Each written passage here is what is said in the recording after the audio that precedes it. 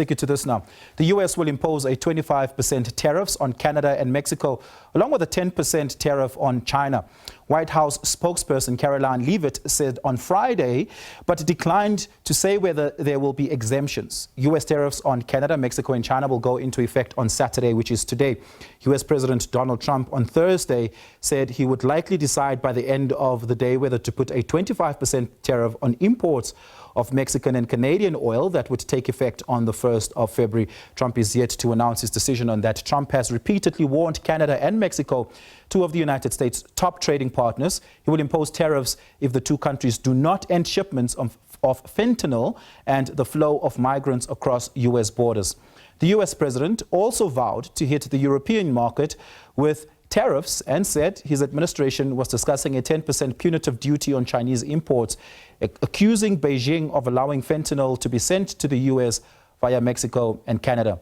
Trump voiced his latest tariff threats in remarks to reporters at the White House a day after taking office without immediately imposing tariffs as he had promised during his campaign. Financial markets and trade groups exhaled briefly after Trump's inauguration, but his latest comments underscored Trump's long-standing desire for broader duties and a new February 1 deadline for 25% tariffs against Canada and Mexico, as well as duties on China and the EU. Trump said the EU and other countries also had troubling trade surpluses with the US. Mexico and Canada struck conciliatory tones in response to Trump's February 1 deadline. Mexican President Claudia Sheinbaum said that she would empathize Mexico's sovereignty and independence and would respond to U.S. actions step by step.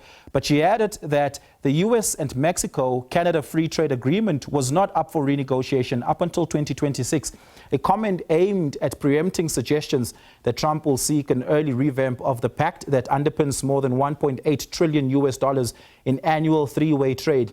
China said it was willing to maintain communication with the U.S. to properly handle differences and expand mutually beneficial cooperation. It sought to promote stable and sustainable ties with the U.S., the Foreign Ministry said today. We now speak to Professor Dale Mckinley to give us the latest, analysis on this latest development. Dr. Mckinley, thank you so much. Really do appreciate it. Trump has finally began his promised trade war. This, of course, likely will lead to retaliation either from Mexico and Canada and China, by the way, as they have promised. Although it is not in China's foreign policy identity to retaliate to trade wars, albeit that China is a net exporter in its relationship with the U.S., while Mexico and China are net importers with its relationship with the U.S. What effect will this have on the ordinary cost of living, particularly given that it is agricultural products that will likely be hit first? Yes, hi, Oliver, and welcome, and thank you for the opportunity. So, listen, the main costs are going to be to U.S. consumers. Prices are going to go up on a whole range of things. Trump has sort of hedged his bets on the oil. He said, no, he's only going to, for example, take 10% tariff on Canadian oil, which shows he's bending, as usual, the knee to the oil companies. But generally speaking, the citrus products, agricultural products from Mexico, car products, for example, you've got aluminium, steel, a whole range of different things from Canada as well. All of these things are going to be passed on. And Trump simply doesn't seem to understand modern economics. So what he's basically, his argument is, you know, we're getting the raw deal, and therefore I'm going to massively up these tariffs, and we're going to get lots of money. But the companies that are going to be affected are going to simply pass on the cost to the consumers. That's what they're going to do. They're going to recoup those costs. So ultimately, it's going to be the ordinary person, the ordinary American in this case, who's going to pay the price. And it's a sort of, to me, it's a stupid economic move on Trump's part, because his entire campaign was supposedly about making life better for ordinary people, and yet it's the ordinary people who are going to suffer the most. The North American Free Trade Area is worth $1.8 trillion annually. If the impact is that Americans will be paying more for essential goods and services, it no doubt will have an inflationary impact. And what we know about the inflationary environment of the USA is that it spreads across the world, especially towards countries it has a net exporter relationship with. South Africa is one such country. Can we expect to feel the pinch as South Africans, or at least as the global economy outside of North America? Are we likely to feel the effect of this? Yes, we are, Oliver, because as you mentioned, the U.S. economy is quite, well, besides, China, the EU, and the United States basically dominate international trade. And when the U.S. makes these kinds of moves, or the Trump administration makes the kinds of moves, they have a whole range of knock-on effects. So let's take an example. For example, in South Africa's respect, our car manufacturing, where we're not necessarily exporting a lot to the United States, but we export huge amounts of car parts and finished cars to South America, to Asia. The knock-on effects will be higher tariffs because everybody's going to want to protect their jobs and their industries. What he's going to do is he's going to start a trade war, and people are going to then respond in kind. So it's sort of like a domino effect in many cases, because the big bully here is acting, and then the smaller players are going to act accordingly where they can. You heard Mexico's president say more or less the same thing, wait and see. And in the context of South Africa, it's also about currency volatility.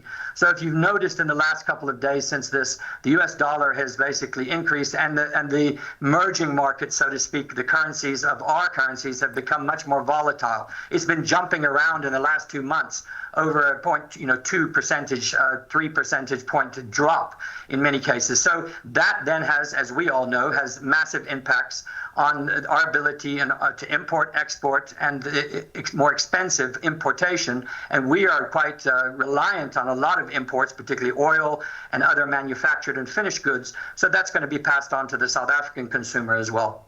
Is there perhaps a potential upside for South Africa? Mexico, for instance, is the biggest exporter of fruits and vegetables into the US, while Canada is the biggest exporter of grain and sugar from itself into the US. Typically, the market self-corrects in instances like these. Are American importers likely to look to other parts of the world to import fruits, vegetables, grain and sugar, meaning that South Africa and Southern Africa becomes a favorable market for importers to look to?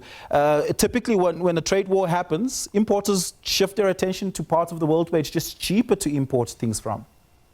Yeah, sure. That could certainly happen, but it's going to take some time. These things don't happen overnight.